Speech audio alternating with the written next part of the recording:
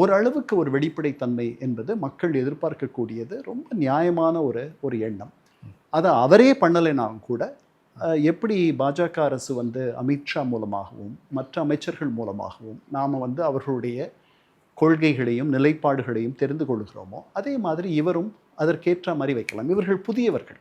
அவருடைய அரசியல் கருத்துக்களை, அவருடைய அரசியல் நிலைப்பாட்டை குதிரை பேரம்னா அதற்கு மறுப்பு சொல்கிறதுக்கு இதற்கெல்லாம் அவர் ஆதவர்ஜுனாவை வச்சிருக்கிறது நமக்கு தெரியுது. மற்றவர்கள் அதிகமாக பேசுவது இல்லை. தொழில்நுட்பம் சார்ந்து அவர்களுடைய தொழில்துறையை சார்ந்து பேசுகிறார்கள். அப்படின்னா இப்போது மின்சாரத்துறை அமைச்சர் இருக்கார், மின்சார பற்றாக்குறை பற்றி சொல்கிறார், அது போகட்டும்.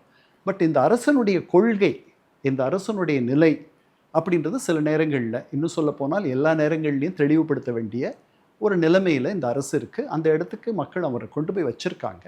அதற்கு அவர் வந்து ஒருத்தரை அவர் அதை பண்ண இன்னும் விரும்பலை அப்படின்னா அதற்கு அவர் வேறு யாரையாவது தயார் பண்ண